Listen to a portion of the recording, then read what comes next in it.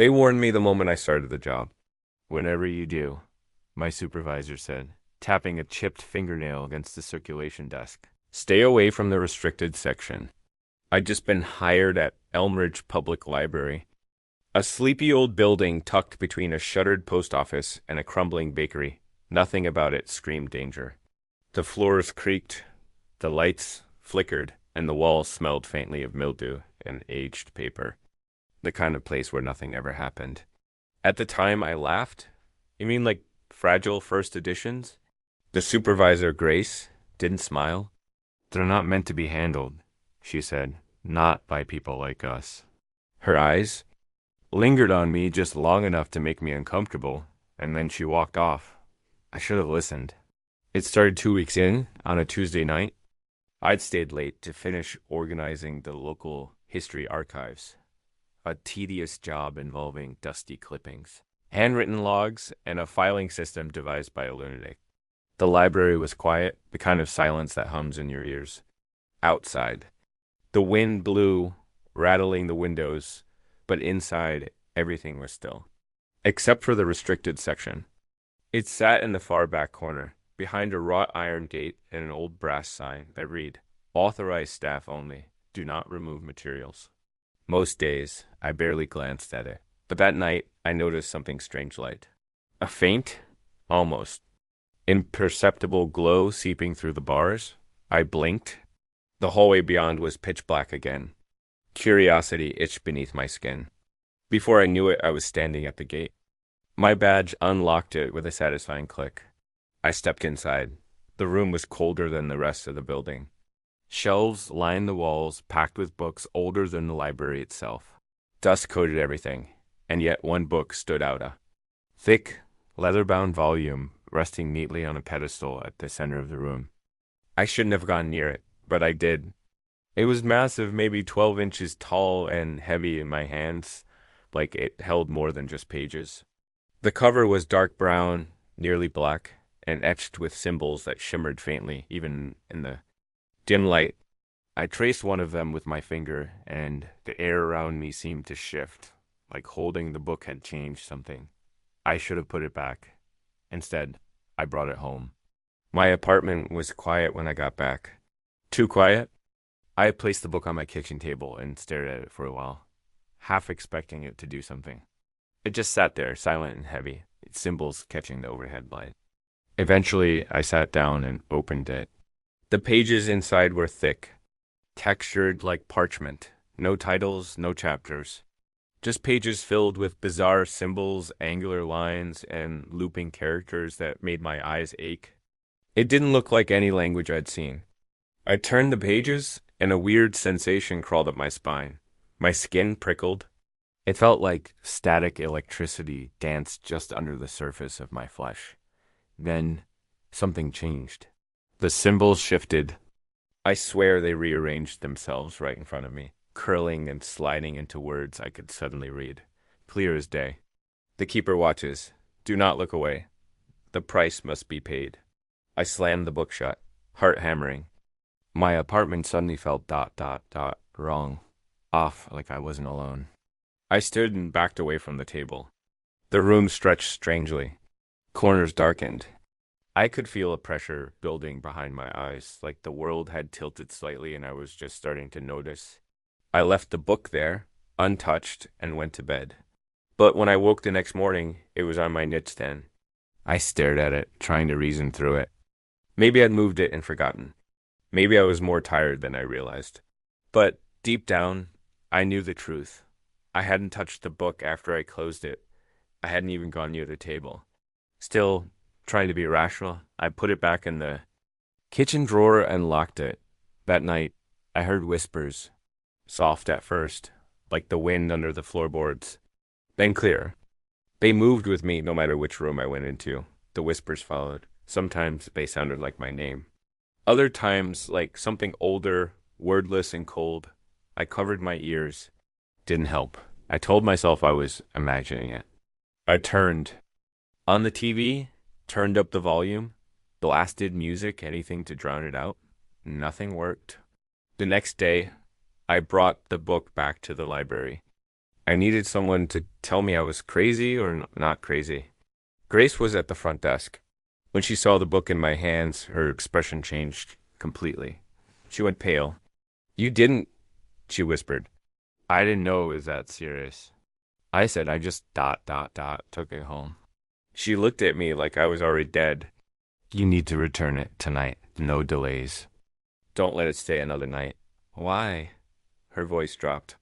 Because once it chooses you, it doesn't like to let go. I did what Grace told me. As soon as my shift ended, I headed home with the book tucked beneath my arm, wrapped tightly in a jacket like I was carrying a bomb. It felt heavier than before, like it didn't want to go back. The plan was simple. Return the book to the shelf in the restricted section and lock the gate behind me. No touching, no reading, no looking. Only when I got home and reached for. The book ... wasn't there. I tore through my bag, dumped everything on the floor. Jacket? Check. Water bottle?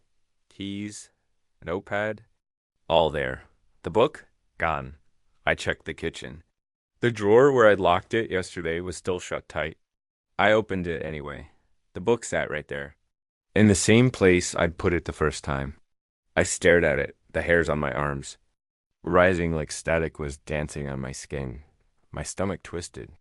My memory wasn't wrong. I'd carried it out of the library.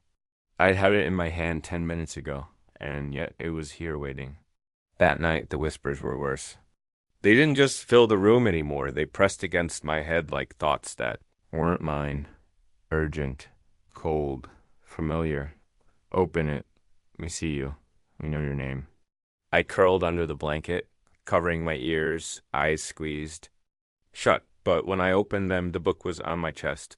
I didn't sleep at all. The next morning, I walked into the library with dark circles under my eyes and a racing heart. Grace was shelving returns near the reference desk. She looked at me once and stopped mid-step.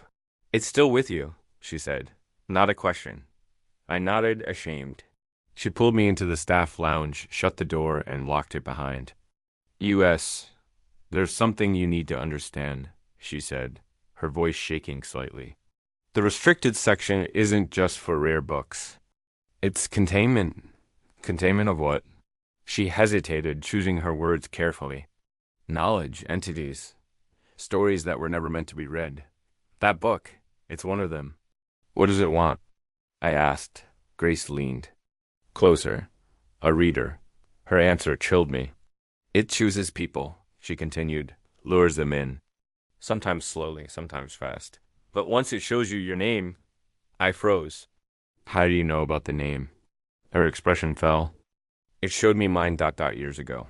Grace never finished that story. She just told me one thing.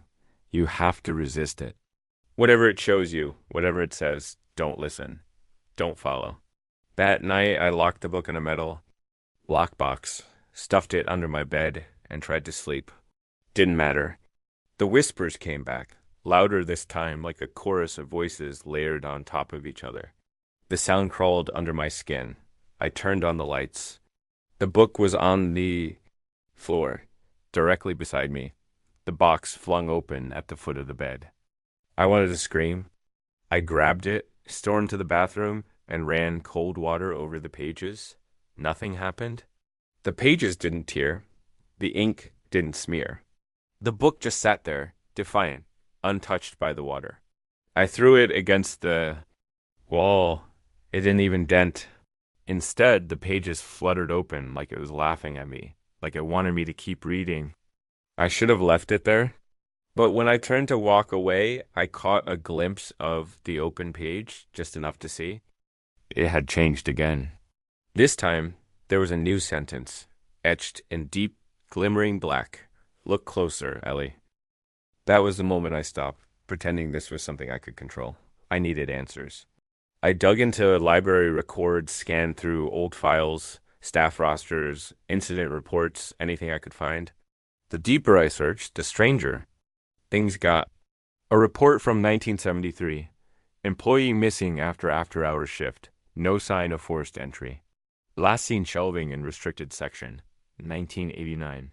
Book found outside the main gate. No record of borrower. Pages unreadable. 1996. Volunteer reports seeing shadows moving through the stacks. Claims one whispered her name. And then I found an archive news clipping. Dated 2001. Local woman vanishes after borrowing rare book from Elmridge Library. The woman's name was Margaret Haynes. I scanned the article, my heart pounding harder with every word.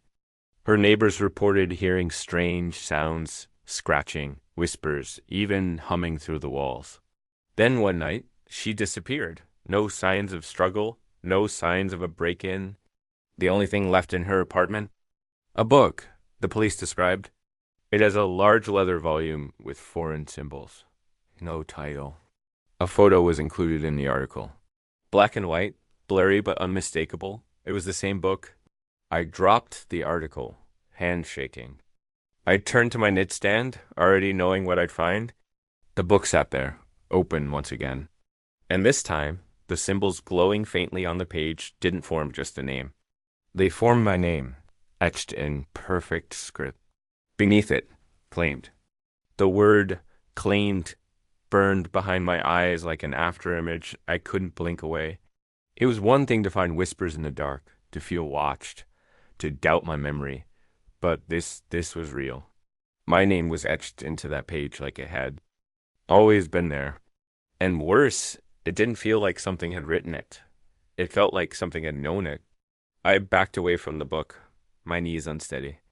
The symbols pulsed faintly, the pages alive with a quiet, humming energy. I didn't dare touch it. I didn't want to know what it would say next. I needed to get out of the apartment, get some air. But as I reached the door, my phone buzzed. On the table behind me. Unknown number. Just 2 words. It sees. I dropped the phone. The lights flickered overhead. A cold breeze swept through the room, though every window was shut. My breath fogged in front of me. Then the whispering returned, no longer indistinct or layered. It was singular now. Focused. Close. Ellie. I spun around. No one. But the shadows in the corner of the room twitched. I bolted. I didn't go back to the library the next day. I called out sick. Locked every door. Drew the curtains. Still, the presence followed. Every reflective surface warped mirrors distorted. Glass shimmered faintly, even in darkness. Sometimes I thought I saw something standing behind me. Tall and still. Just out of focus. I started seeing the word claimed in places it didn't belong. On receipts. In spam emails. Once, carved lightly into the condensation on my bathroom. Mirror, that night, I went back to Grace. We met at a cafe across from the library. She looked worse than I did, pale, eyes sunken, a thin tremor in her fingers as she stirred her coffee. She didn't say hello, just stared at me for a long time.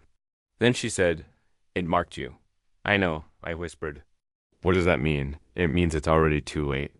According to Grace, there's something ancient bound inside the book.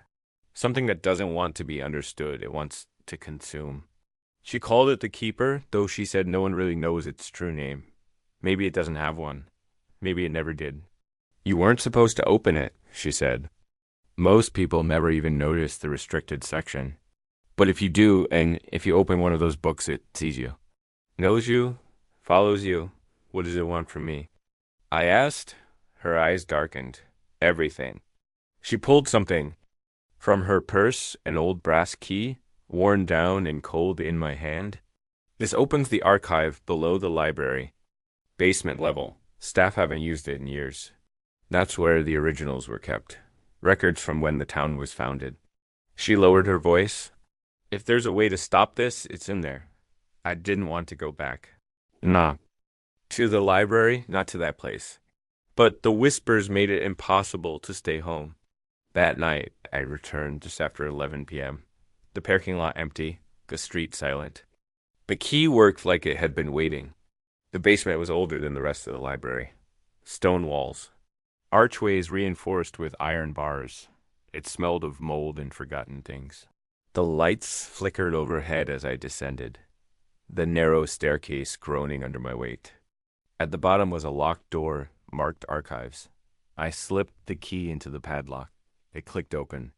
Inside, rows of wooden filing cabinets stood like gravestones, dust covering every surface. I pulled open drawers at random census records. Death certificates, property deeds, useless. Then I found labeled incident reports, restricted section. My fingers trembled as I rifled through them. Most were redacted, names blacked out, pages torn or stained. But one remained intact. It was handwritten, dated 1932. Subject: J. Rook position. Librarian incident date, March 5th, Rook. Accessed the restricted section after closing. He reported hearing voices and seeing lights inside the archive. Claims he found a book with his name etched in the spine. Several staff members noted erratic behavior in the days following. Final report: Rook entered the restricted section alone. On the night of March 12th. Never seen again. Book was found returned to its original pedestal the following morning. New name etched into spine: Eleanor Winslow. I stared at the page. Not only had this happened before, it had happened with my name, my exact name. It wasn't just a coincidence. It wasn't a new haunting. This thing had claimed me before. And now it was doing it again. I ran up the stairs, the folder clutched to my chest. As I reached the top step, I froze. The air had changed. It was colder, heavier, still, and then I heard it. Footsteps. Soft, deliberate. Approaching from the main level, I slowly peeked through the crack in the basement door. Something was moving in the shadows between the shelves. A tall figure, thin, its limbs too long, its head cocked at an unnatural angle. It wasn't walking, it was gliding. I held my breath, heart hammering. It stopped, turned toward the restricted section, and disappeared into the dark. When I got home that night, the book was waiting for me on my pillow.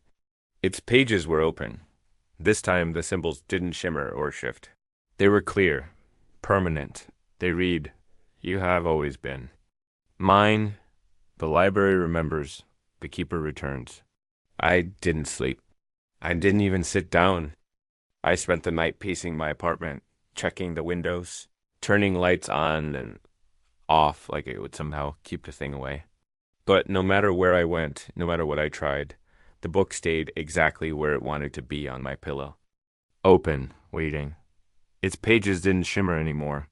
They didn't shift or rearrange themselves. Now they just stared back. And the words written there felt like a cage.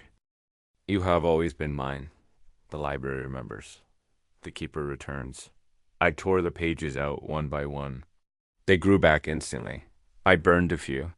The book screamed, literally screamed, like a chorus of voices erupting from the torn edges. And when I dropped it in horror, the charred pages fluttered back into place like they'd never been touched. I couldn't destroy it, but I could try one last thing. The library opened at 7:30 a.m. I was there by 6. Waiting on the stone steps in the morning fog, clutching the book in my arms like a wounded animal, Grace arrived shortly after. One look at me and she said, "It's worse now, isn't it?" I just handed her the book. She took one glance and froze. "I've never seen it go this far," she whispered. "Not even with Margaret." My hands were shaking. "There's something in the archives," I said. "My name, my exact name. It was written down almost 100 years ago. This thing is not just haunting people, it's recycling them. Reusing them?" Grace's face was pale. "That's not possible." "You told me it chooses people," I said. "But what if it doesn't just choose them? What if it remembers them? What if I've done this before?" She hesitated, then nodded slowly. "Reincarnation or possession or something worse." We both stared at the book. Then she said, "We need to take it back. To where it came from. Where it was written." Grace led me deep into the back of the library, past the restricted section, past the locked cages of rare manuscripts, to a door I had never noticed before. The frame was built into the brick wall itself, not wood-old iron hinges, sealed with wax. She dug a key out from around her neck and slid it into the lock. It clicked open with a sound like bone breaking. Inside was a stairwell that descended into pitch darkness. No lights, no handrails, just cold stone steps and air that smelled like rot and mildew and ancient things that had waited too long to be disturbed. I swallowed my fear and stepped in. Grace lit an oil lamp she'd brought. No electricity down here? It interferes. Interferes with what? I asked. She didn't answer. We descended for what felt like forever, far deeper than a library should reasonably go. The air grew heavier with each step, pressing against my lungs. The whispers returned, slithering out from the shadows, curling around my ears. But they weren't angry now. They were coaxing. Come back. You know this place? You were one of, U.S. At the bottom of the stairs was a massive stone chamber, carved directly into the earth. The walls were etched with the same symbols as the book, thousands of them. Some glowed faintly. Others bled ink. At the center of the chamber stood a pedestal made of black stone. I knew instinctively it was where the book had come from.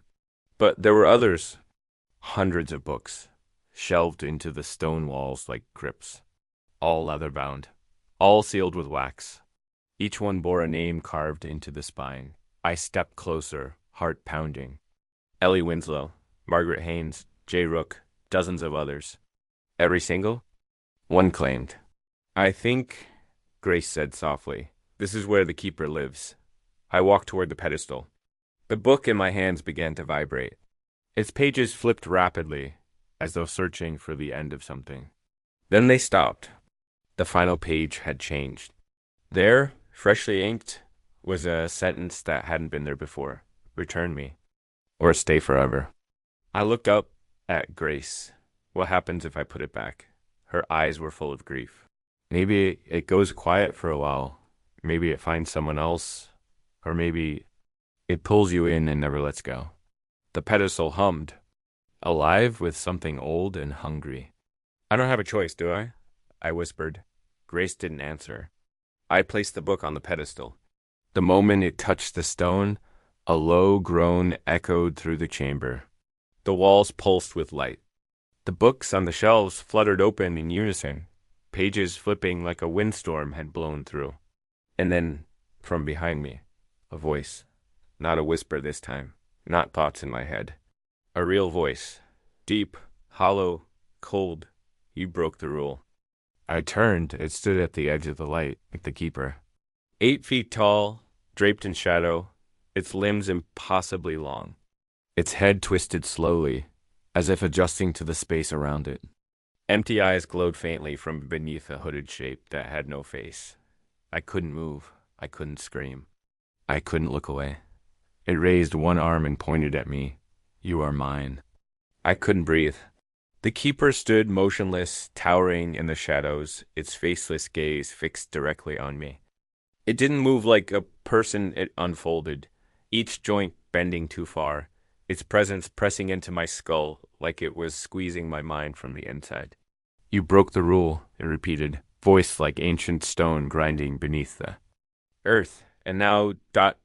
you are mine. I stumbled backward, nearly tripping over the pedestal. Grace tried to step between us, raising the oil lamp like it might ward it off. You can't take her, she shouted. She returned the book. The keeper didn't even look at her. She read. It hissed. She invited. The books lining the stone walls trembled violently. Some fell from their shelves. A low, pulsing hum filled the chamber like 1,000 voices chanting just below hearing range. Then the keeper stepped forward. I ran. The stone chamber warped behind me as I bolted back up the stairs. The light flickered and died. The steps twisted and elongated beneath my feet. At one point, it felt like I was running in place, like the stairwell itself was alive and trying to keep me inside. From below, I heard heavy, slow footsteps, getting closer. You are mine, I screamed and pushed harder. Burst through the final door and slammed it shut behind me. The moment I did, everything fell silent. No footsteps, no whispers, just stillness. Grace emerged a moment later, out of breath, clutching her chest. It's still down there, she said. I can't pass that door. Not without permission. Then we lock it, I said. We seal that place up for good. But Grace didn't answer. Instead, she stared past me, her face drained of color. I turned and saw it, the book, sitting on the counter of the main floor. What the hell? I stammered. Grace stepped forward cautiously. It shouldn't be here, she whispered. You returned it. You put it on the pedestal. I saw it happen. I reached for it. Grace grabbed my arm. Don't. That's not the same book. She was right. The cover was darker, almost black now. The spine was different too. No glowing symbols, no shifting ink, just my name. Carved into the leather as if branded Eleanor Winslow. But below it, another name. Margaret Haynes. Then another J. Rook, Benmore, etched into the margins, filling every available space like a growing list of ownership. I counted them, 24 names, all people who'd vanished, all people who had read. It's not a book anymore, Grace murmured. It's a prison. I knew what I had to do. That night I drove out of town, far, into the woods, where no one would hear it scream. I brought the book with me in a metal case, padlocked tight. I dug a hole 6 feet deep, lined it with salt and iron shavings, just like the ritual books Grace gave me suggested. I placed the case inside. I buried it. And for a moment, just a moment, I felt peace. The wind was still. The night was silent. But as I turned to walk away, I felt it again, that sensation. Like being watched. I tried to move on. I quit the library. Moved across the state. Changed my phone number. Got a job at a bookstore, ironic, I know. But it was normal, safe for a while. Nothing happened. No whispers, no symbols, no movement in the mirrors. Until one day, a package arrived at the store. No return address. Wrapped in brown paper. I didn't open it, not at first. I didn't need to. I knew. Still, curiosity, ... Always the damn curiosity, ... I peeled away the wrapping. Inside was a single book. No title, no markings. Just a leather cover that felt too cold. Too familiar. And the spine with a name etched deep into it. Not mine. Yours. You don't believe me, I can see it in your eyes. You're thinking this is just a story. Just a tale told by someone who's been alone too long. Or worse, a prank. Some overactive imagination and a bad case of insomnia. But listen, please. The rule was simple. Do not remove anything from the restricted section. And I broke it. That's all it took. One choice. One book. One name. Now the keeper watches me from every corner. Every reflection, every flicker of shadow just beyond reach. But I'm not the only one anymore. That list is still growing. Every name carved into that spine was once someone like me. Someone like you. And if you're hearing this, if you've read even a single word, you're next. I didn't want to believe it, that I could leave it behind. That burying the book deep in some forgotten patch of forest would be enough. That if I just stayed quiet, disconnected from the library, from Grace, from everything, I could live a normal life again. But that's not how the story ends. Because the story writes itself now. The first time it came back, I chalked it up to paranoia. A stranger left a worn paperback on the counter at the bookstore. No receipt, no transaction. Just walked in, set it down, and left. It wasn't the book, but it was a book. Its pages were blank, until I picked it up. That's when the ink began bleeding across the paper, like veins crawling out from a hidden heart. The text filled in slowly my name, the day I'd opened the vault door, the exact words I'd whispered in the chamber. My thoughts, printed. Verbatim, it knew everything. I burned that one too.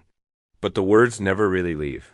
They just find new pages, emails, sticky notes on my refrigerator, random sentences in books I hadn't touched. You are being written. The keeper waits for no one.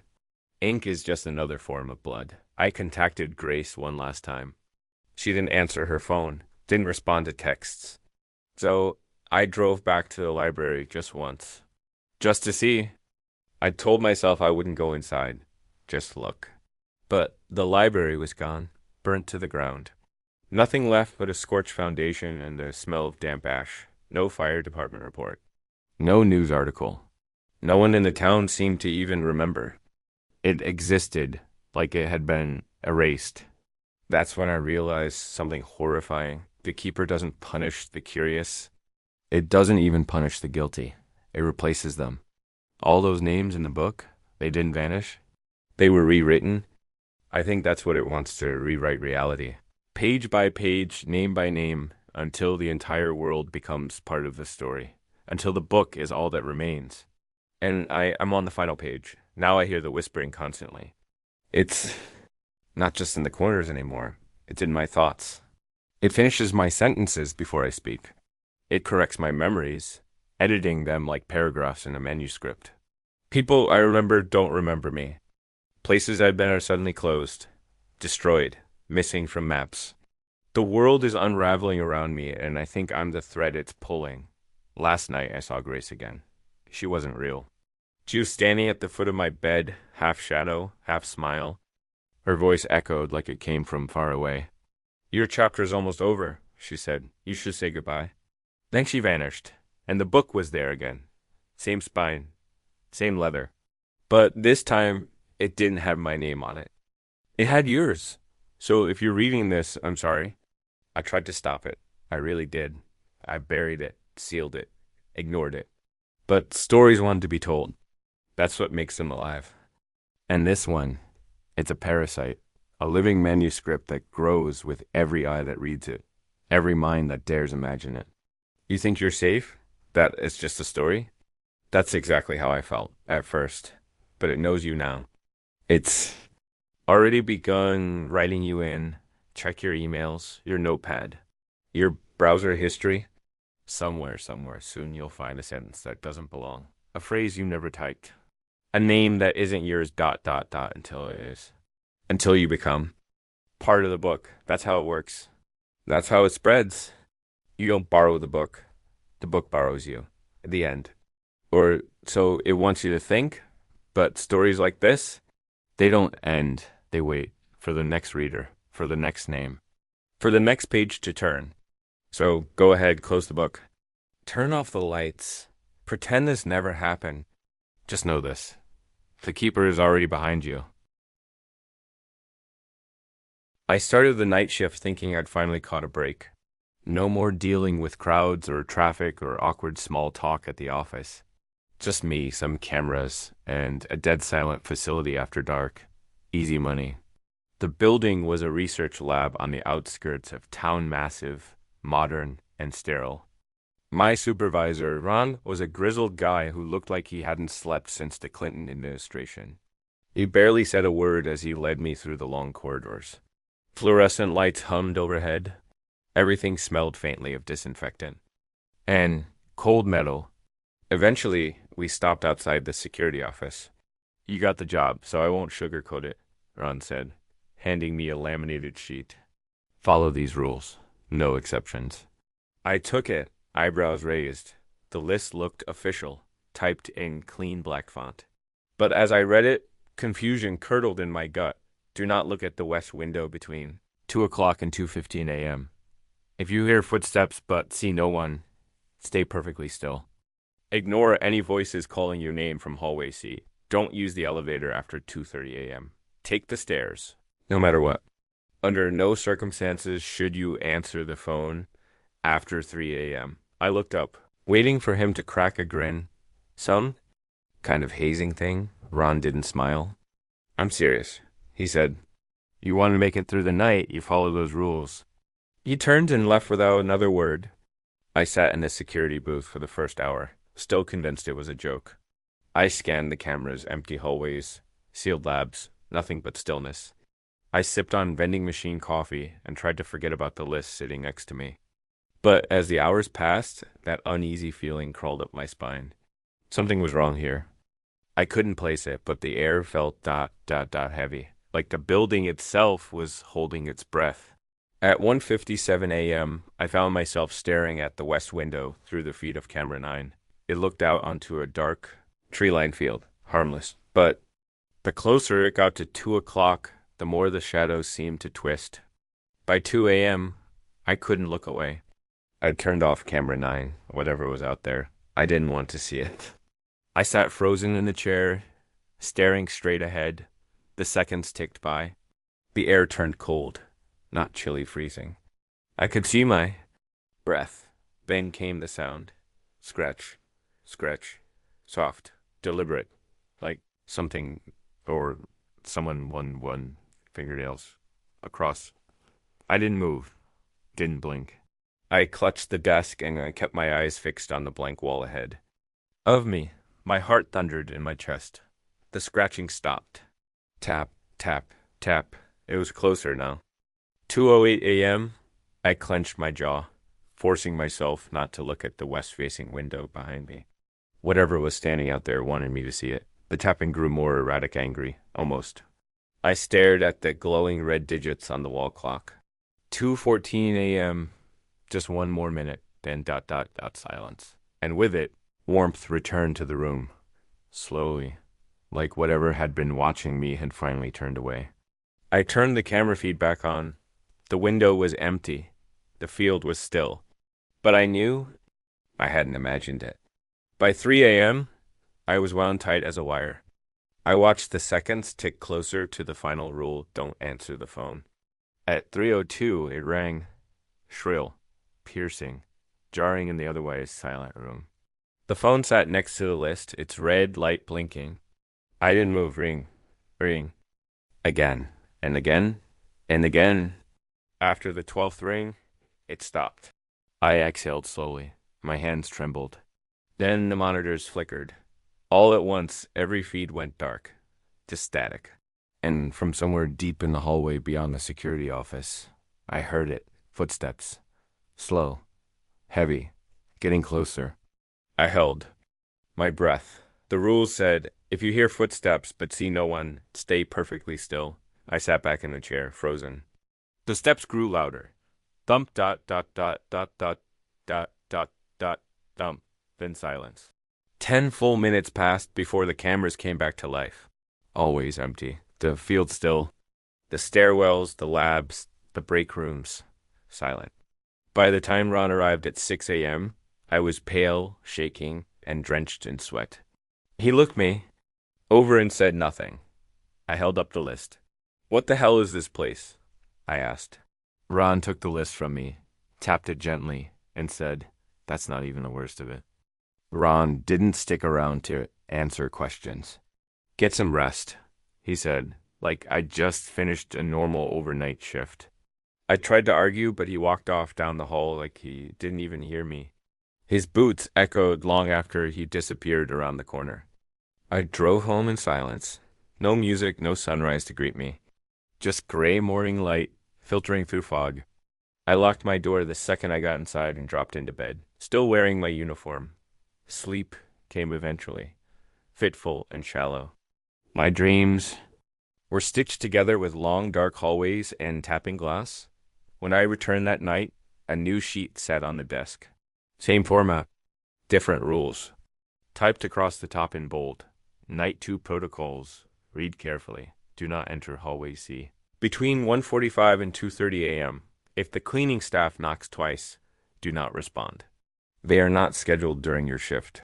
Should you hear laughter from the east stairwell, begin whistling and do not stop until it ceases. Camera 6 will display incorrect. Footage from 3:10 to 3:20 a.m. Do not attempt to verify in person. If you see yourself on any monitor, turn the feed off immediately. I stared at the sheet, dumbfounded. Was this some kind of psychological experiment? A sick test? But if it was, it wasn't one I could afford to fail.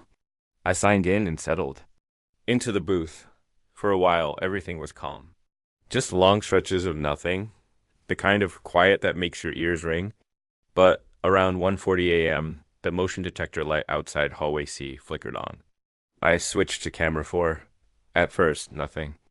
Just the long corridor lined with sealed lab doors and polished tile floors. Then movement, something at the far end. Just a shadow, shifting slowly like it was waiting. 1:45 a.m. My throat tightened. The rule was clear. Don't enter hallway C. But I couldn't shake the feeling that something wanted me to. A few minutes later, the intercom crackled. I jumped in my seat. A woman's voice whispered, "Can you see me yet?" I hit the intercom kill switch. The silence afterward was worse. At 2:05 a.m., the door next to the security office rattled twice. Just 2 knocks. Sharp. Even. I didn't move. Through the peephole, I saw a janitor gray jumpsuit, mop in hand, facing the floor. But something was wrong. He wasn't breathing. Not moving, he wasn't breathing. No rise or fall in his chest. No condensation on the window from exhale. Just stillness, like he was a photo someone pasted onto reality. And then he smiled. Not with his mouth. With his eyes. Like he knew I was watching. I backed away from the door. By 3 a.m., I had every camera feed active, every light in the booth on full brightness. At 3:10, camera 6 glitched.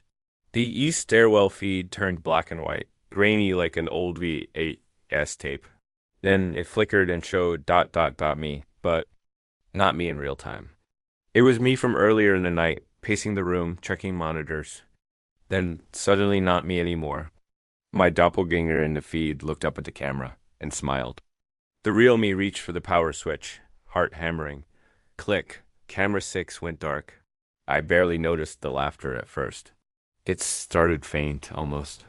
Like a recording, high-pitched, distant, but constant. Then louder. Coming from the east stairwell. Rule 3. I started whistling without thinking, just a random tune, low and shaky. My breath caught halfway through, but I forced it to continue. The laughter didn't stop. It built echoing, growing in numbers, as if a crowd of people were descending the stairs, giggling madly with each step. I whistled louder, trying to drown it out. The temperature dropped again. My fingers went numb. Whistle, whistle, don't stop.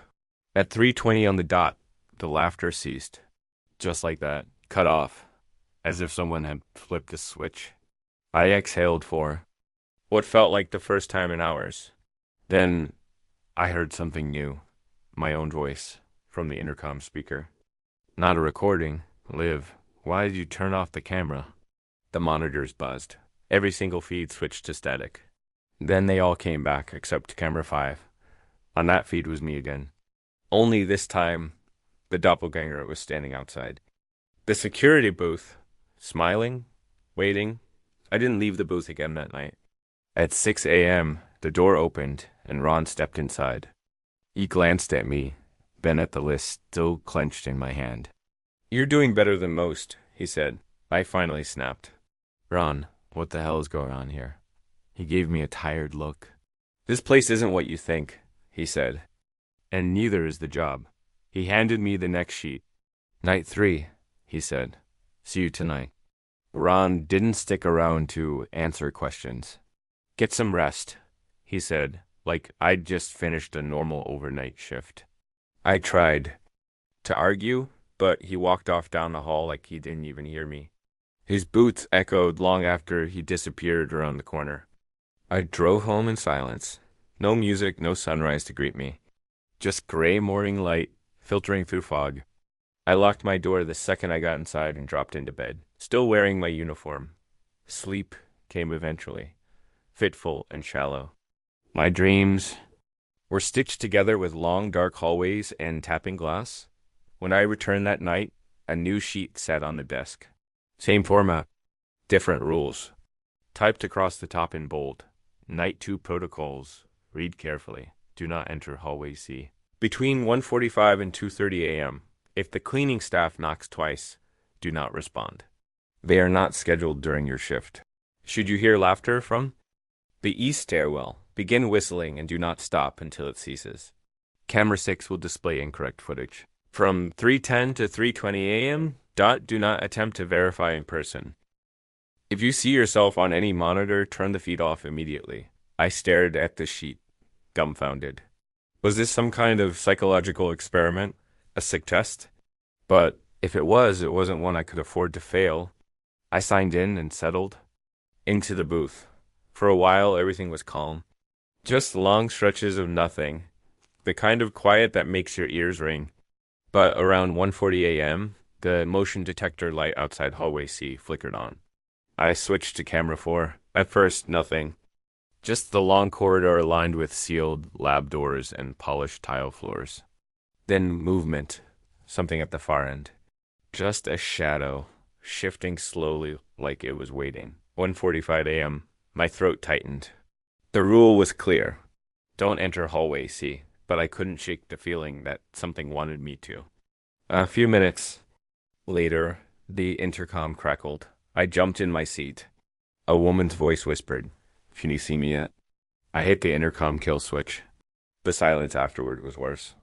At 2:05 a.m., the door next to the security office rattled twice. Just 2 knocks. Sharp. Even. I didn't move. Through the peephole, I saw a janitor gray jumpsuit, mop in hand, facing the floor. But something was wrong. He wasn't breathing. Not moving. He wasn't breathing. No rise or fall in his chest.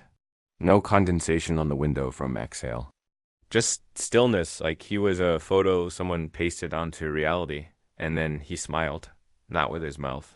With his eyes, like he knew I was watching. I backed away from the door. By 3 a.m., I had every camera feed active, every light in the booth on full brightness. At 3:10, camera 6 glitched. The east stairwell feed turned black and white, grainy like an old VHS tape. Then it flickered and showed ... me, but not me in real time. It was me from earlier in the night, pacing the room, checking monitors. Then suddenly not me anymore. My doppelganger in the feed looked up at the camera and smiled. The real me reached for the power switch, heart hammering. Click. Camera 6 went dark. I barely noticed the laughter at first. It started faint, almost. Like a recording, high-pitched, distant but constant. Then louder. Coming from the east stairwell. Rule 3. I started whistling without thinking, just a random tune, low and shaky. My breath caught halfway through, but I forced it to continue. The laughter didn't stop. It built echoing, growing in numbers, as if a crowd of people were descending the stairs, giggling madly with each step. I whistled louder, trying to drown it out. The temperature dropped again. My fingers went numb. Whistle, whistle, don't stop. At 3:20 on the dot, the laughter ceased. Just like that, cut off, as if someone had flipped a switch. I exhaled for what felt like the first time in hours. Then I heard something new, my own voice, from the intercom speaker. Not a recording. Liv, why did you turn off the camera? The monitors buzzed. Every single feed switched to static. Then they all came back except camera 5. On that feed was me again. Only this time, the doppelganger was standing outside. The security booth. Smiling. Waiting. I didn't leave the booth again that night.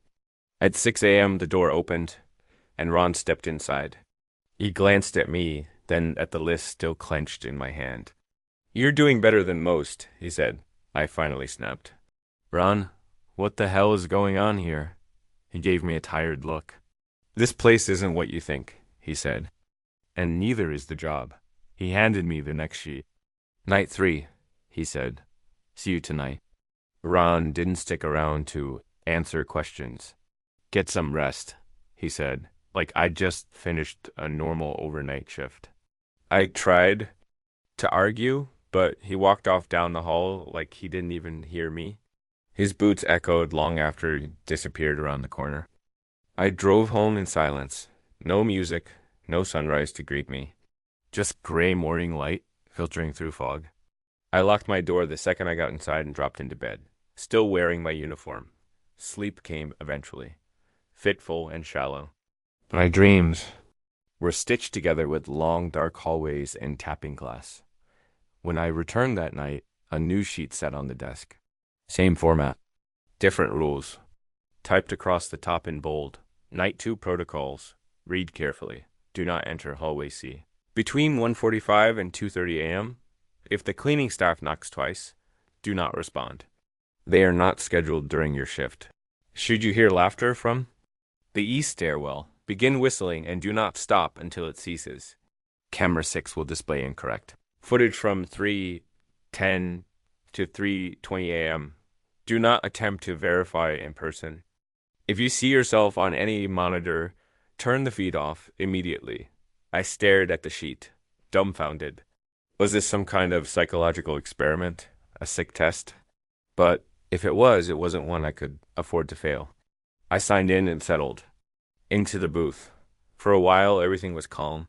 Just long stretches of nothing. The kind of quiet that makes your ears ring.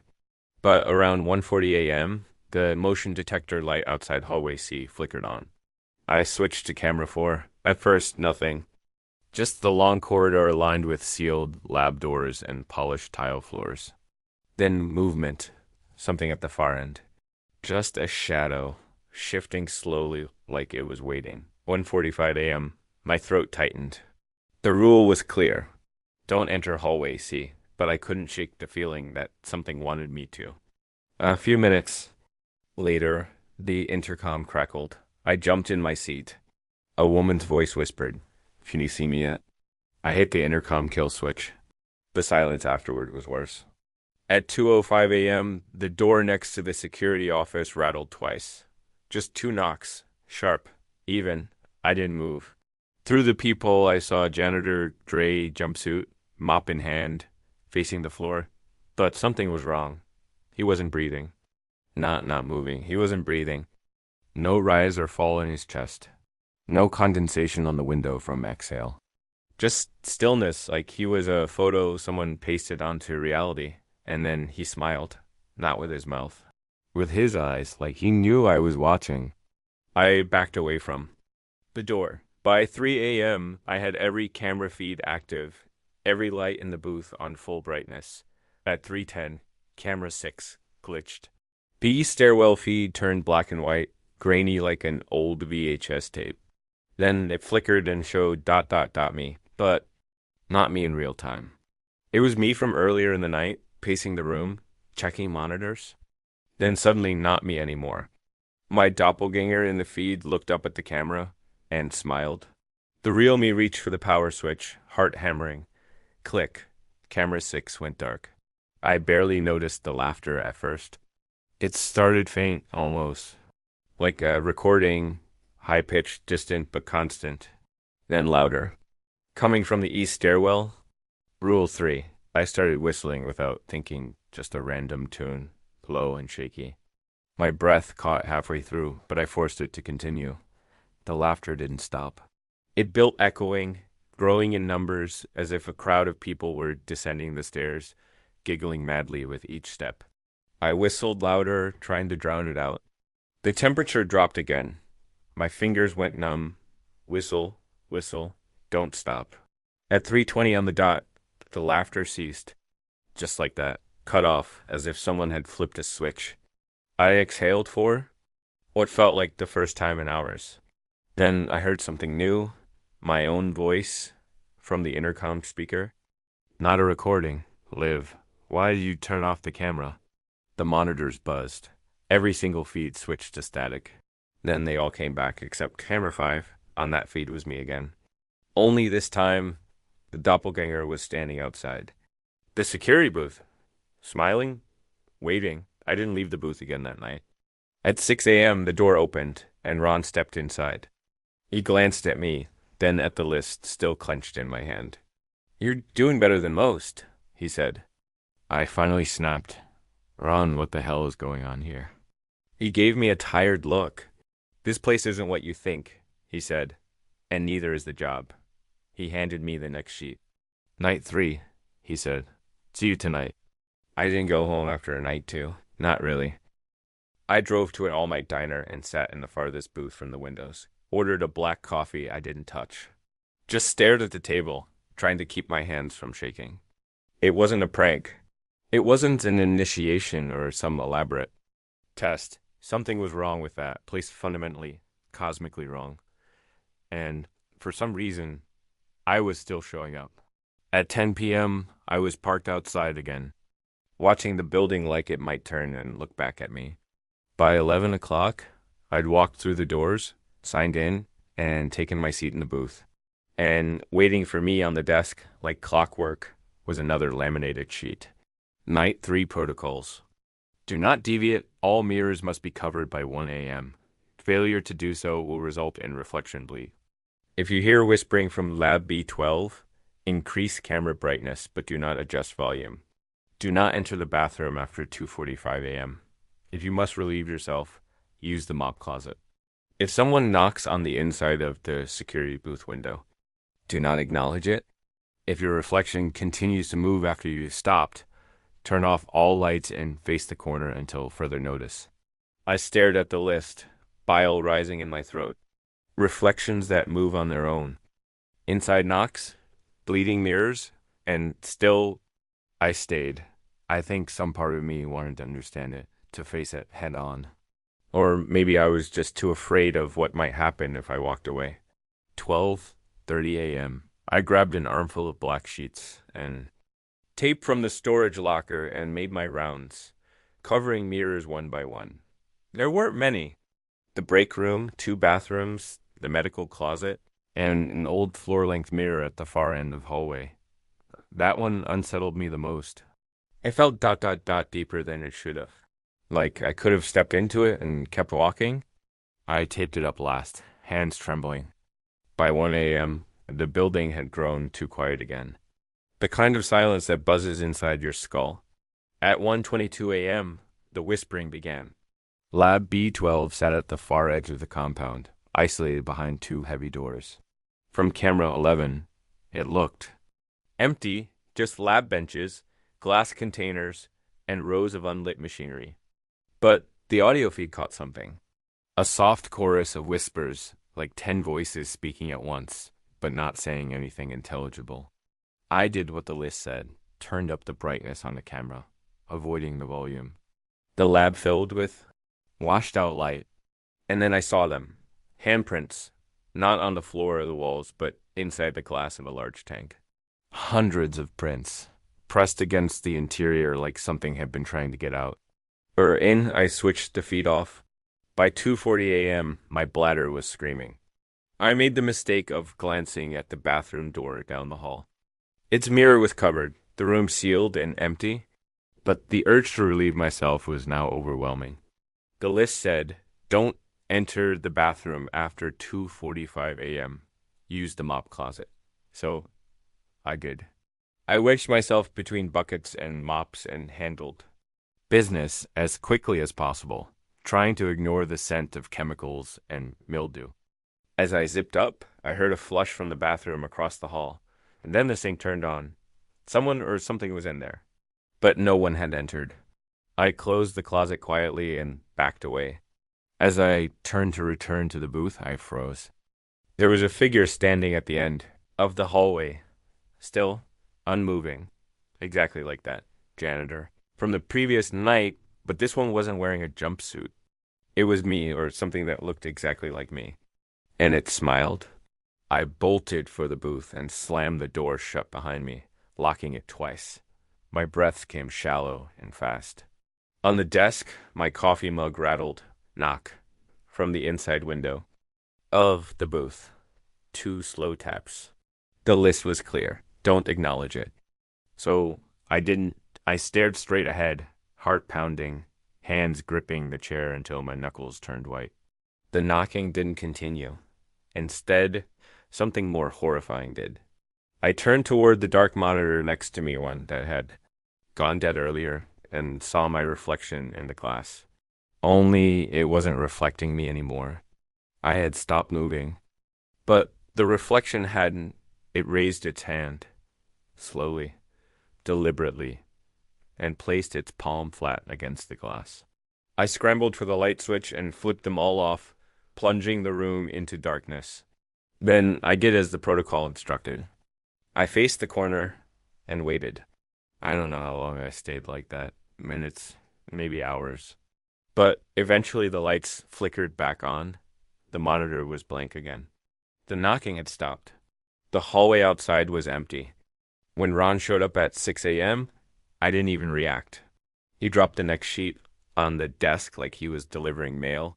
You're lasting longer than anyone in the last 3 months, he said. I turned to him. What happens if I quit? Ron hesitated. Then he said quietly, if you leave, the rules stop protecting you. I didn't sleep that day either. Every time I closed my eyes, I saw my reflection, smiling at me from the other side of the glass. It wasn't like a dream. It was like she was still there, waiting just behind my eyelids. When I showed up for night 4, Ron wasn't at the desk. No greeting, no nod, no quiet, cryptic one-liner. Just a fresh laminated list with a small note scribbled in blue pen at the top. Tonight, you'll access sub-level 3. Follow instructions precisely. My stomach dropped. Sub-level 3 was below even the service tunnels. I'd only seen it referenced in building schematics once, and even then it was crossed out with red marker.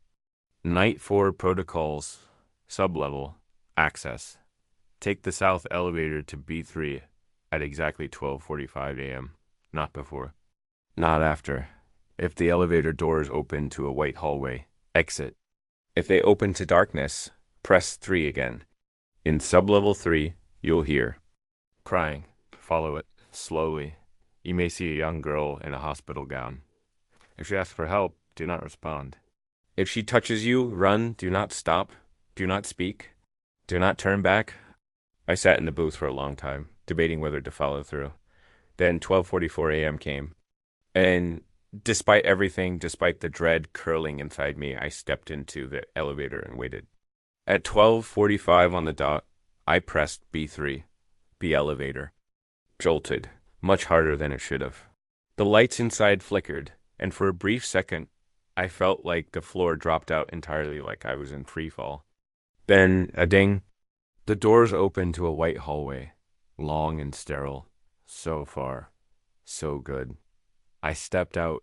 The air changed instantly, cold and damp. It smelled like mold and old blood. And then I heard it, crying, soft, childlike, coming from somewhere. Ahead, around a bend in the hallway. I followed it. The walls were lined with thick pipes and ventilation grates. Fluorescent lights buzzed overhead but flickered erratically, making it hard to see more than a few steps ahead at a time. The crying grew louder as I moved deeper. I turned a corner and froze. There she was. A little girl, maybe 9 or 10, years old, barefoot, in a tattered hospital gown. Her back was to me, long dark hair hanging down, arms wrapped around her knees. She was sitting in the middle of the hallway, rocking gently. She hadn't noticed me yet. Then she spoke. "Can you help me?" Her voice was small, innocent, exactly what you'd expect from a child in distress. But I remembered the rule: if she asked for help, do not respond. So I stayed quiet. She didn't turn around. Just repeated it, slower this time. "Please help me, still." I said nothing. Then she stood up without uncurling. No shifting of weight, no bracing herself. Just lifted upright like she was pulled by strings. I took a step back. She turned to face me. And her eyes, they were wrong. Pitch black. No whites. Just endless sunken sockets with movement inside them. Like something else was looking through her. She raised a hand. "Reach out toward me." I ran. My footsteps echoed in every direction, slamming off the walls like a drumbeat. Behind me, I could hear bare feet slapping tile faster than they should have been. She was chasing me. I didn't look back. Didn't dare. The hallway twisted in possibly more turns than should have fit in that floor plan. I was trapped in a maze of white corridors and blinking lights, trying not to scream. A red door appeared ahead. No sign. No code. Just red and slightly ajar. I lunged through it and slammed it behind me. Silence. Total and complete. I slumped against the door, gasping. The room was different, dim, circular, lit by a single overhead bulb. In the center stood a podium, and on it, an object covered by a black cloth. I approached, unable to stop myself. The cloth shimmered slightly, like it wasn't fabric at all, but liquid shadow. I pulled it away. Underneath was a mirror, but not a normal one. This mirror didn't reflect me. It showed the security booth. Liv, my booth, and sitting inside was me. Only not. He had my face, my uniform, my twitching fingers tapping on the desk. But he was staring at something off-screen, watching intently. Then he turned to face me, even though he was still. In the mirror, he smiled, Then his lips moved. You're not supposed to be here yet. I backed away, heart hammering. The light overhead flickered, and I heard a voice whisper behind me, "Found you." I spun. The girl was there, smiling now, her eyes weeping black tar, leaking down her cheeks and dripping onto the tile. She lunged forward and grabbed my wrist. I screamed. Her skin was ice, but worse than that, when she touched me, I felt memories unraveling, like she was feeding on them. I yanked free and ran. Somehow, I don't know how I ended up in the elevator again. The doors closed just as she reached them. When I got back to the booth, it was 4:20 a.m. My arm was blistered where she touched me. Black veins had crept halfway up to my elbow. Ron was there when 6 a.m. hit. He took one look at my arm and sighed. Most people don't make it past night 4. What is she? I asked. He just handed me the next list. There's worse than her, he said, and it starts tonight. That day I didn't even go home. I sat in my car outside the building with the engine running, staring at the entrance like it might grow teeth. I was afraid if I went back to my apartment, I'd bring something with me. I kept seeing the girl's eyes, those void black sockets, leaking ink, and the reflection of myself that wasn't me in that mirror room. I couldn't get the words out of my head. You're not supposed to be here yet. What did that mean? I dozed off sometime in the afternoon, head against the window, waking with a start when someone rapped on the glass. It was Ron. You're early, he said. That's good. You'll need time to read. He handed me the next sheet, Night 5 protocols, but unlike the ones before, this one had a second page. A map, hand-drawn and stained at the edges, with sections circled in red and scratched-out notes scribbled beside them. Do not follow the voices past Corridor B. They're deeper than the walls. If you hear scratching from the vents, get to an open space immediately. And the main sheet read, Night 5 protocols. Restricted maintenance access. At 1 a.m., Corridor B's far door will open on its own. Enter and walk for exactly 90 seconds. You will hear voices in walls. Do not respond, no matter what they say. If you hear your own voice, run back the way you came. It is not you. Do not look into any of the wall vents after 2:10 a.m. If something is crawling behind the grates, stay still. If it stops, run. At 12:59, I stood at the end of Corridor B right on time. The door clicked and swung inward on its own. I stepped in. The hallway beyond wasn't part of the regular building structure. It was tight, claustrophobic, and lined with thick steel walls, covered in old maintenance symbols. I checked my watch. 90 seconds. I walked forward. At first, it was silent. Just the hum of the building's core systems. Then the voices started. Soft at first. Whispers from inside the walls. Dozens of them. Some spoke gibberish. Others called out names. One voice, the clearest, was my mother's. Jacob. She said, calm and warm. Honey, are you okay? Why don't you come closer? I didn't respond. I kept walking. My fingers curled into fists. Another voice joined in my own. Identical. It laughed. Come back here, man. Let's talk. I've got something to show you. The voices swelled, overlapping, rising in volume. Something behind the steel panels began scraping, dragging claws or nails or something across the inside like it was trying to find a weak spot. I hit 90 seconds and turned. The walls moaned, a deep metallic groan, as if the whole structure were breathing. Back in the booth, I barely had time to catch my breath before the vents rattled. One of them above? Camera 7's monitor began to pulse outward, as if something inside were pushing against the mesh. I remembered the map. If you hear scratching from the vents, get to an open space. I bolted into the main hall and stood under a security light. That's when I heard a click, click, click, metal claws or joints scuttling through the ductwork. The noise zipped from one vent to the next, fast, too fast to be human. Then it stopped. Total silence. Then a voice from behind the wall. Found you. I ran. The corridors twisted in impossible directions. I wasn't even sure where I was anymore. Somewhere near the boiler substation, a hatch creaked open on its own. Inside was a narrow crawl space lined with pipes. Something was breathing down there. I turned back and found myself staring into a mirror again, not hanging, built into the wall. No frame, just smooth reflective surface where a cement wall should have been. And again, me. This version of me looked terrified, panicked. He mouthed the word, run. But behind his shoulder was a shape, tall, pale, bent backward at the spine with joints that didn't move right. Suddenly, I heard it behind me this time. A wet, jerking motion, labored breathing, something dragging its limbs across tile. I turned to run and ran straight into Ron. He grabbed me by the collar and yanked me into a supply closet, slammed the door shut, and flipped a switch on a strange black device. The air hummed. Outside, something scraped against the door for a long time. Neither of us spoke. Eventually, the noise faded. Ron looked exhausted. You've gone farther than most, he muttered. But you're almost out of time. What is this place? I asked, breathless. What are those things? Ron looked at me, really looked, and for the first time, I saw fear in his eyes. This isn't a facility, he said. It's a containment. For what? He didn't answer. He just pulled out the next sheet. Final night, he whispered. If you live through this one, you'll understand. Night 6 protocols. Do not ignore. Do not break.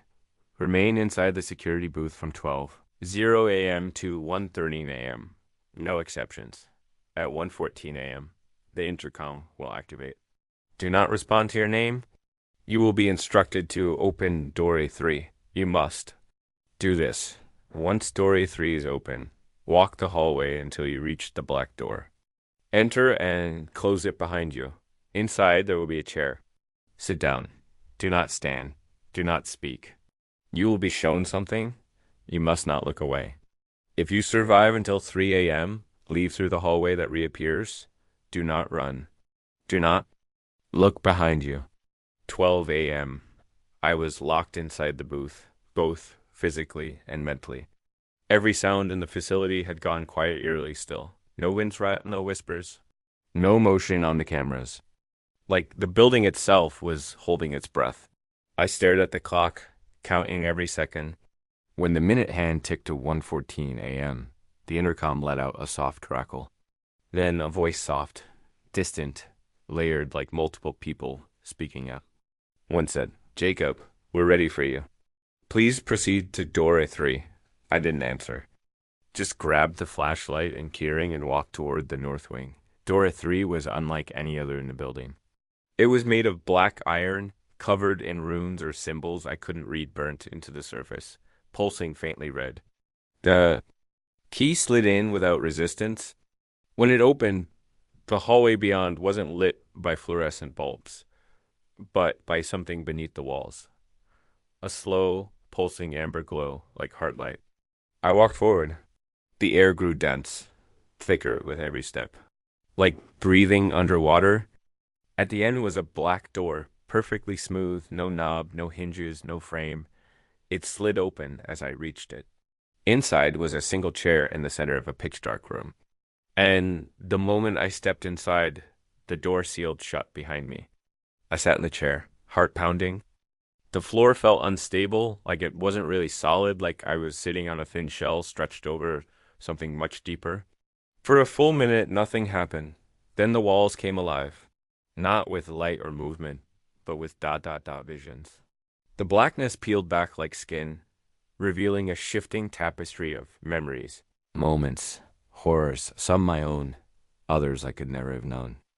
A man drowning in a windowless room, a girl locked in a mirrored box, screaming without sound, a version of myself opening a door that led into open space, thousands of doors, thousands of rooms, thousands of mez, some alive, some not, and behind it all a presence, something massive and ancient, pressing against reality like a thumb on glass. It watched me.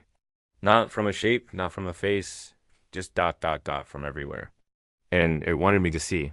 My eyes burned, but I didn't blink.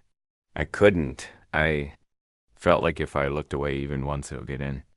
At one point, the floor beneath me shifted, and for a brief moment, I saw what was under the shell, an impossible chasm of black water filled with limbs that stretched into forever. Mouths whispering in reverse. Eyes that opened inside other.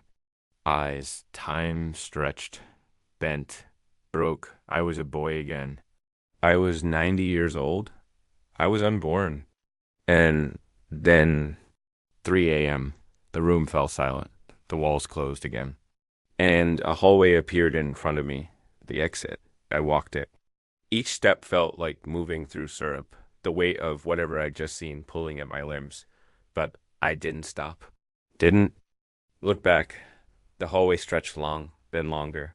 I heard footsteps behind me identical to mine, perfectly synchronized. Then a voice. My voice. Don't go. You're not done. I kept walking. Eventually, a door appeared. I opened it, and I was back in the booth. 6 a.m. Sunlight bleeding through the cracks in the blinds. Ron was waiting by the door with a thermos. You made it, he said, handing me coffee like nothing happened. Not many do. I sat across from him, still shaking. What was? That room? He didn't answer at first. Then he said, there's something beneath this place. Has been for decades. Maybe longer. It's not alive, not like us, but it thinks. And it feeds on fear, on attention, on curiosity. We made a deal with it. We feed it, we follow its rules, and it keeps the world safe. I stared at him. Why me? Ron smiled sadly. You were already marked before you ever stepped through our doors. He handed me a folder. Inside was a new contract. Full time. Triple the pay. And one final rule at the bottom. Never leave the facility for more than 72 hours. Ever. I've lived in this neighborhood for 8 years. It's the kind of place where nothing really happens, where front lawns are always trimmed. Kids ride their bikes past white fences, and neighbors wave even if they don't know your name. It's safe, predictable, or at least it used to be. It started last Tuesday. It was around midnight, and I was up late for no good reason, doom scrolling on my phone, killing time before sleep. My bedroom overlooks the front yard, and without really thinking about it, I stood up to stretch and glance out the window. That's when I saw him, a man. He was standing in the middle of my yard, still, silent, staring up at my house. He wasn't moving at all, not even a fidget or a twitch. I squinted through the glass, trying to make out his face, but the shadows of the porch light kept him half hidden. I don't know what made my skin crawl more, his motionless posture, or the fact that he seemed completely unbothered by the fact that I was looking at him. I stepped back. My heart kicked into a higher gear. I looked again. Nothing. The yard was empty. I told myself it was a trick of the light, a tired mind playing games. I went back to bed, pretending I wasn't. Still listening for footsteps. The next night, it happened again. Only this time, it wasn't the same man. It was a woman.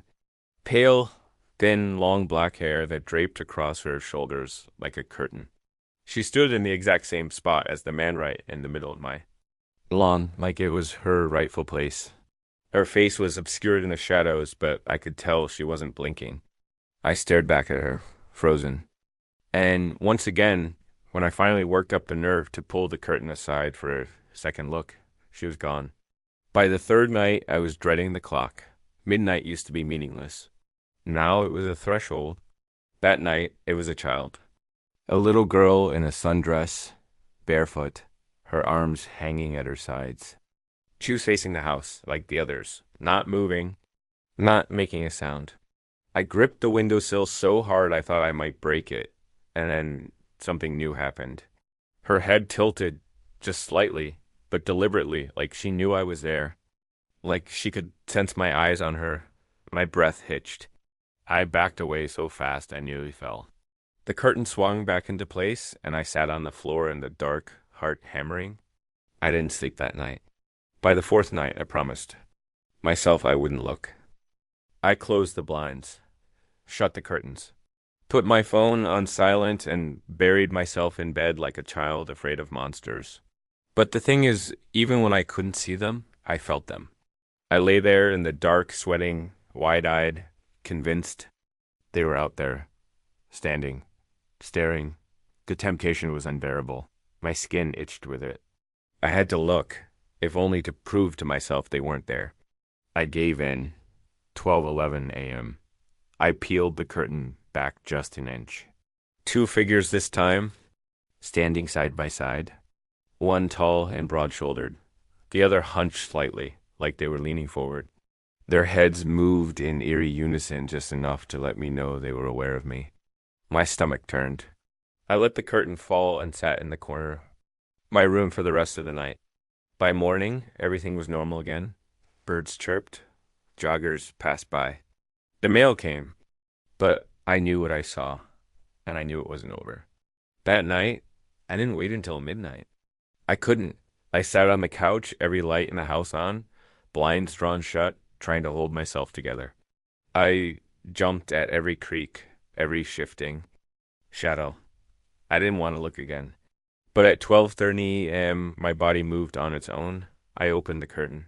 3 strangers now. One of them was crouched low like an animal.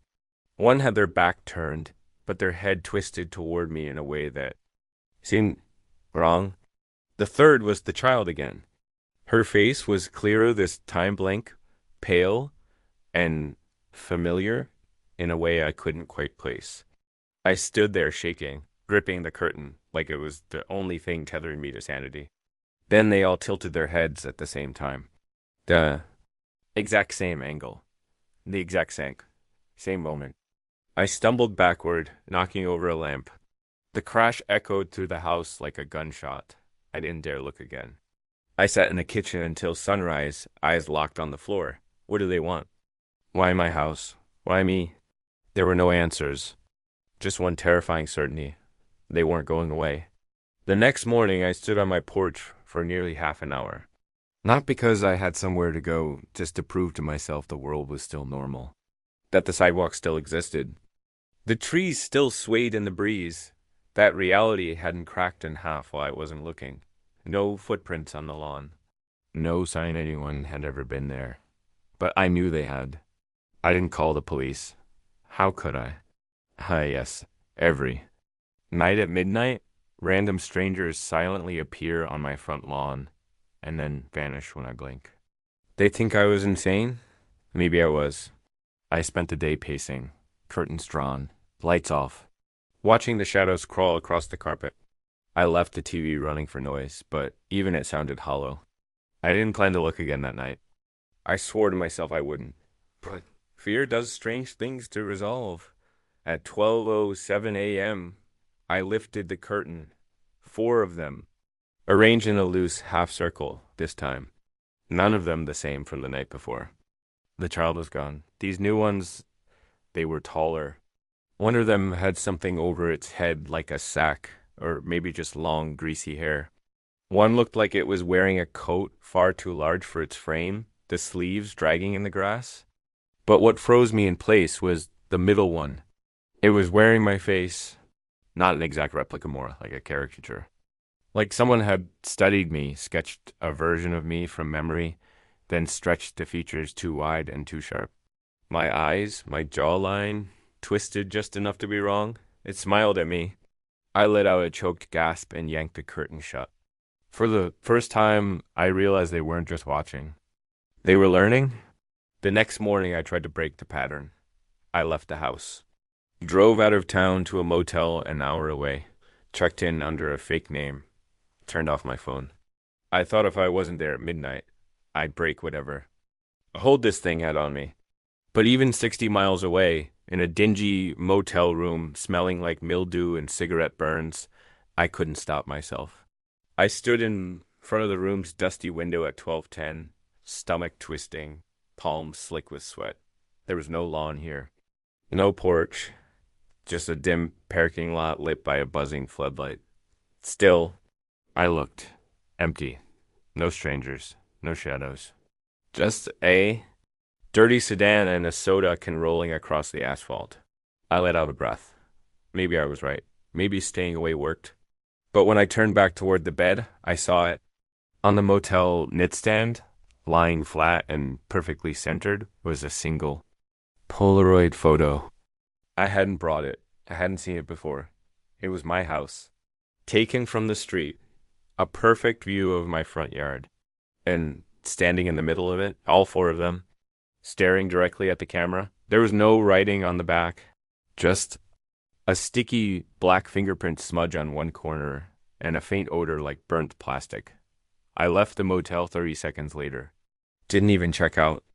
That night, I kept every light off in the house and sat with my back against the far wall of the hallway, out of sight from any window.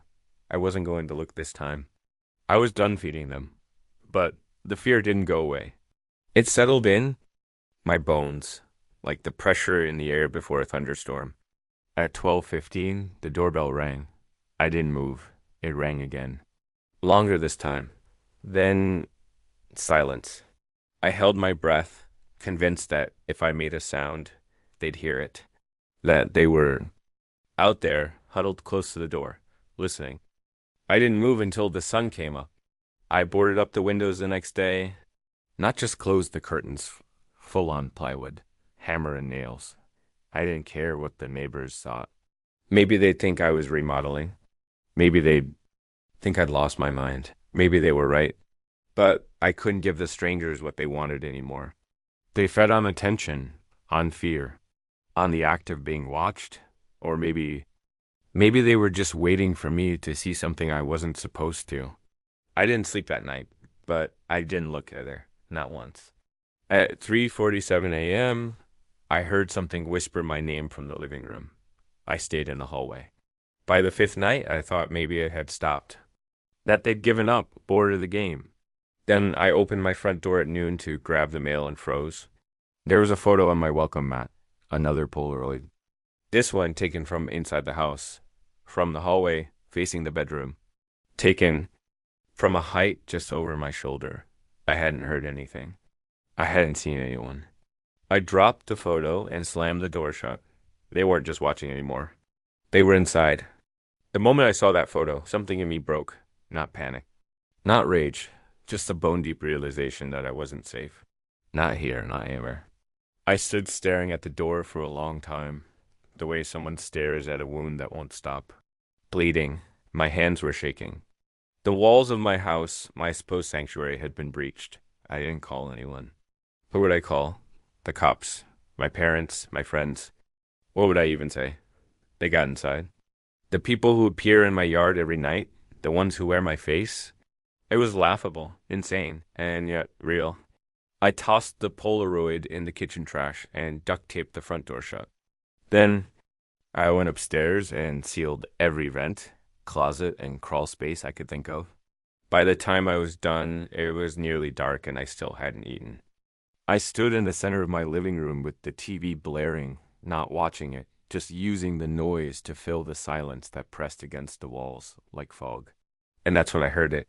A creak directly above me, soft, faint, but unmistakable.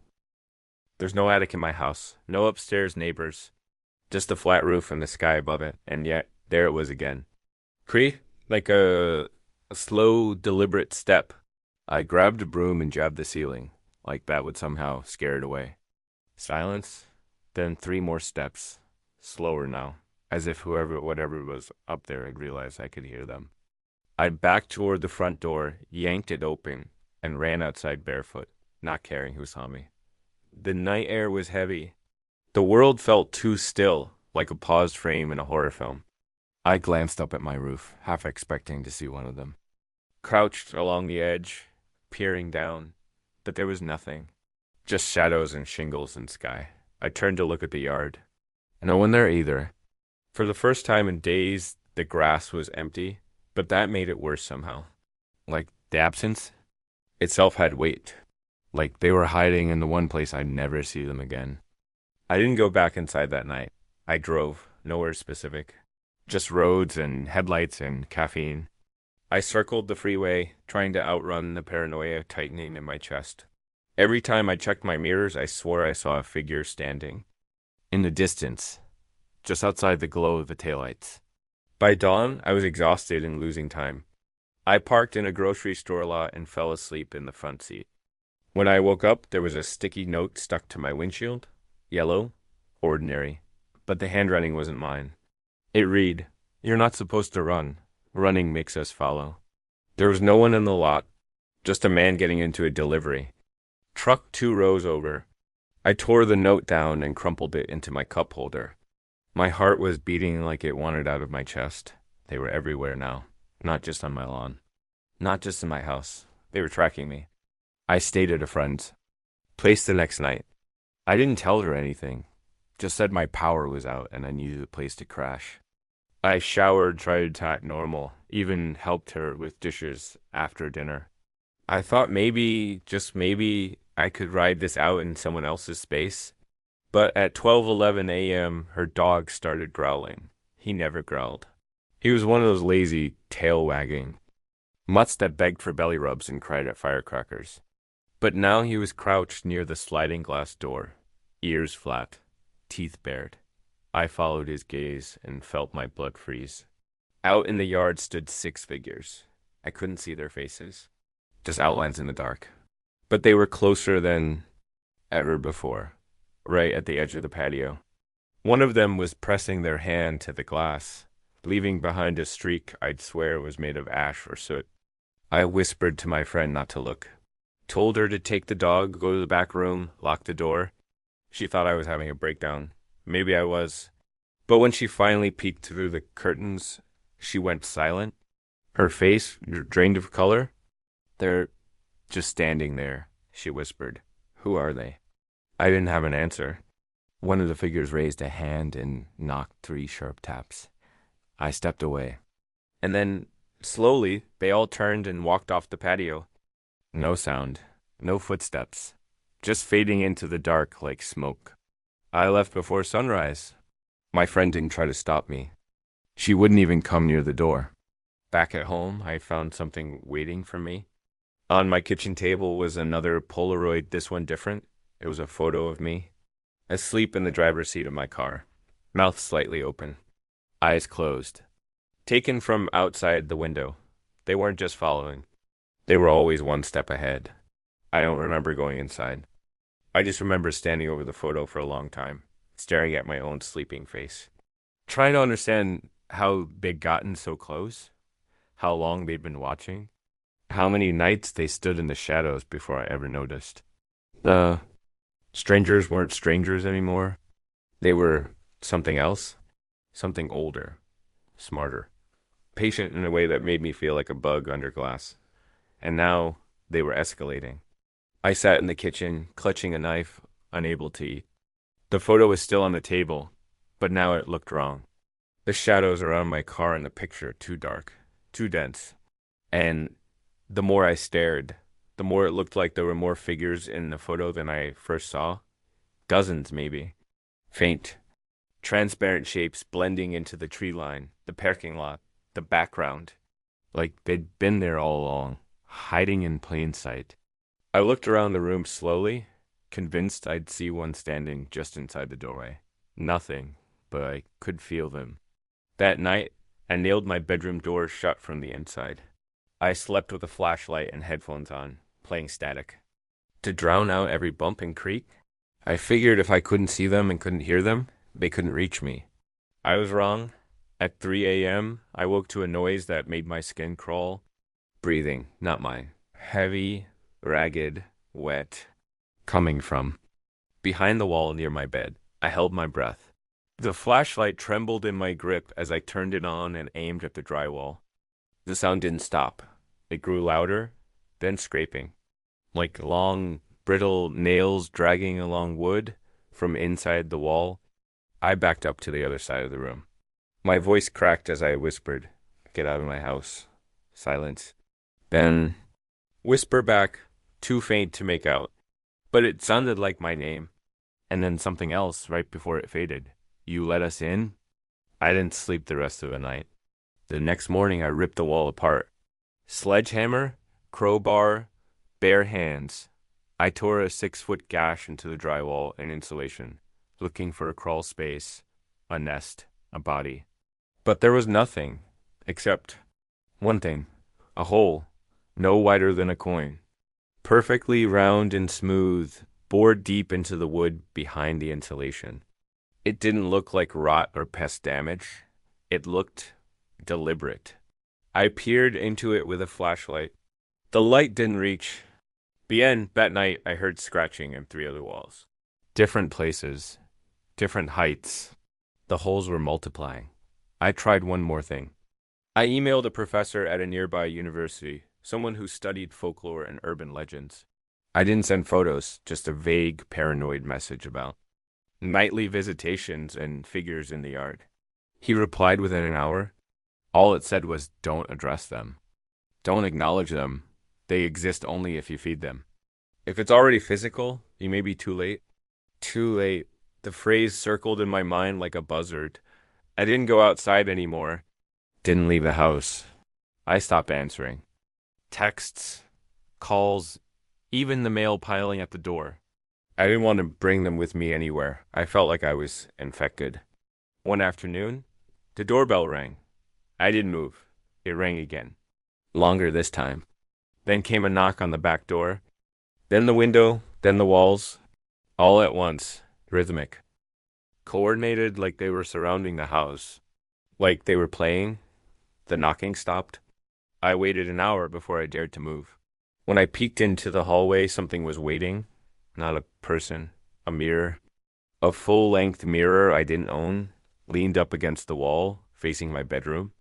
Where it had come from, I didn't know. But I could see my reflection, and in the reflection I wasn't alone.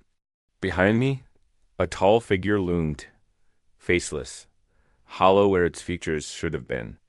Just skin stretched over a frame like wet paper, and it was reaching for me. I turned around, nothing. Just the hallway. But in the mirror it hadn't moved. Still reaching, still closer. I covered the mirror with a blanket and shoved it in the garage. But I didn't destroy it. I couldn't. Some part of me thought it was a trap, that destroying it would release something worse. Or maybe that it wanted to be destroyed. So I left it there. That night, the power went out. Not the whole neighborhood, just my house. My phone wouldn't turn on. My flashlight wouldn't work. Even my battery-powered radio clicked and buzzed like it was shorting out. Then I heard the front door creak open. I knew I had locked it, but now it was opening on its own. The air turned cold. My breath clouded in front of me. Then I heard the whisper again, closer this time, inches from my ear. I didn't move for hours after the whisper. I stood in the center of my living room, arms wrapped around myself, like a child, staring into the dark. I was afraid to look out the window. Afraid to even blink. Every sound, the groan of wood, the distant hum of a car, the wind brushing the gutter sounded intentional.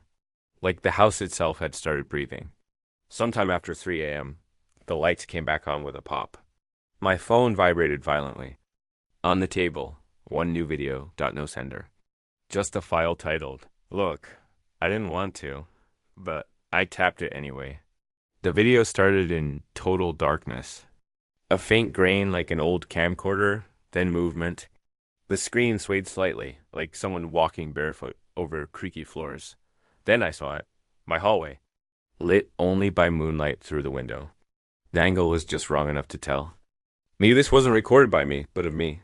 As if someone had been holding the camera just inches from the floor. Then I saw a footstep into frame. Bare. Pale. Filthy. It wasn't mine. The figure moved closer, passing my bedroom door. Inside the room I could see myself. Lying on the bed. Asleep.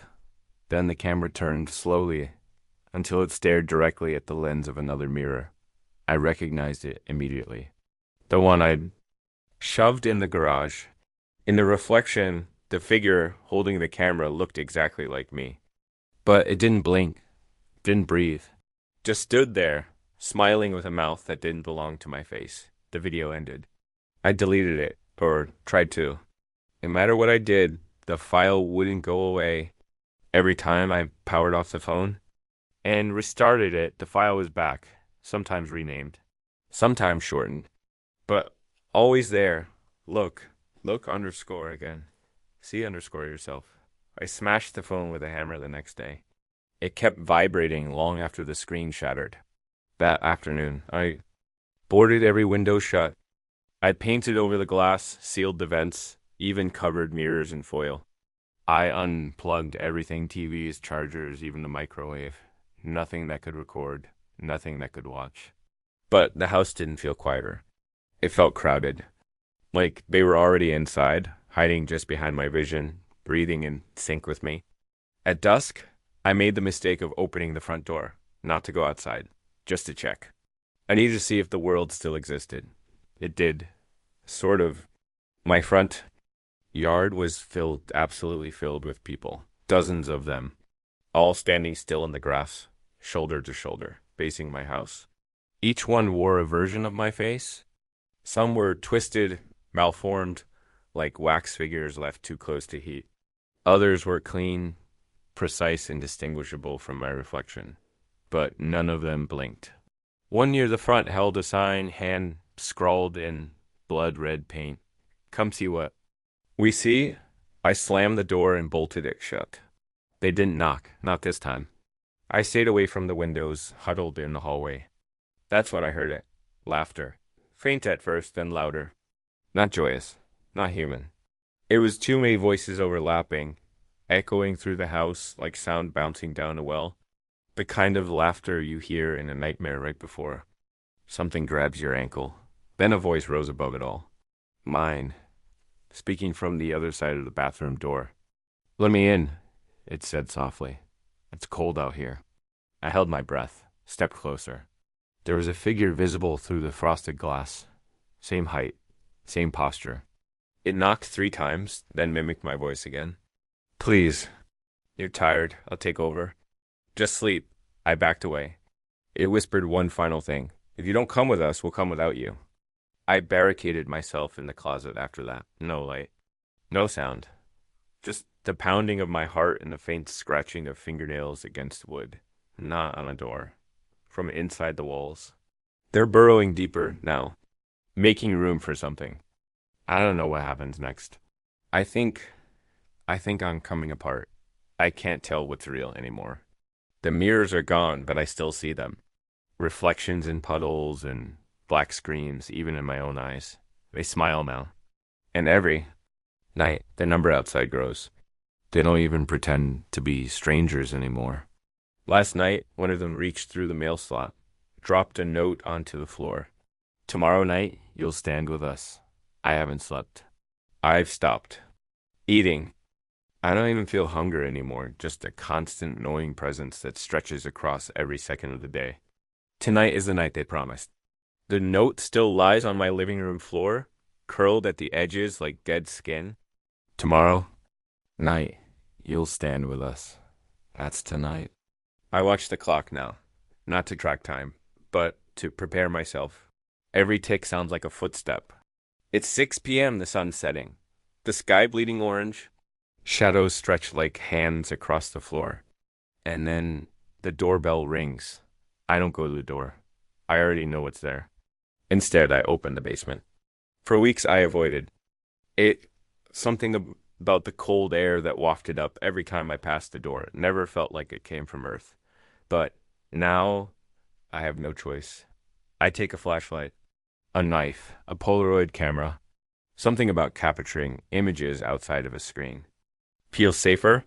Halfway down the stairs, the air thickens. Feels like walking through syrup. I reach the bottom and nearly gag. It smells like wet stone and copper. And something else familiar. Like me, the basement isn't how I remember it. It stretches further now, like the walls had pushed outward. At the far end, where there used to be just foundation, is now a tunnel. Rough, carved by hand or claw. I follow it.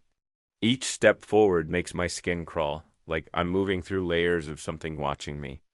Every so often, I hear faint whispers, my name, fragments of memories, the sound of my own laughter distorted like a tape warping in heat. Then I see it. The mirror.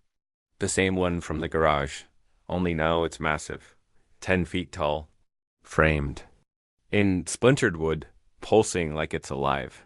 And at its surface, I see me, not a reflection, another me, standing on the other side. He smiles. "Ready?" he asks.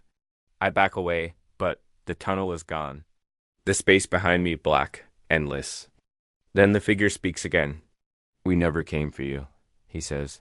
You came to us? I shake my head. You've been stalking me. No, he says. You saw us. That's all it ever takes. He lifts a hand and places it against the inside of the mirror. Every time you looked out the window, you gave us shape. Every time you noticed us, we grew stronger. I want to run, scream, fight, but I can't move. What do you want?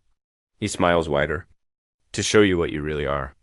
The mirror ripples like water. Suddenly, I see every version of me, standing in yards, on sidewalks, in forests, in abandoned buildings. Hundreds of Mez, all watching, all being watched. I see flashes of strangers' windows from the outside. I see people recoil from me, hide, scream. I'm one of them. I've already crossed over. I was never just the victim. Somewhere, I must have looked too long. Opened the wrong door. Let the wrong thought in, and they took something from me, replaced it. Now I understand. Back upstairs, the clock strikes midnight. The knocking begins again. But this time, I don't hide. I open the door. They're waiting, hundreds of them, all with my face. Some laughing, some crying, some mouthing silent screams. One steps forward, holds out a hand. Come, it says. We'll show you the rest. I should be terrified, but I'm not. Because now I see them clearly. They're not just versions of me. They're people who look too long, who opened windows, who answered knocks, who let themselves believe. And now they stand smiling in yards outside of other homes, waiting to be seen. I step forward. The grass is cold beneath my feet. The figure beside me melts into the crowd. And now I am one of them, still, silent, waiting. And tomorrow, when someone else looks out their window, they'll see a man in the yard, standing perfectly still, smiling with my face,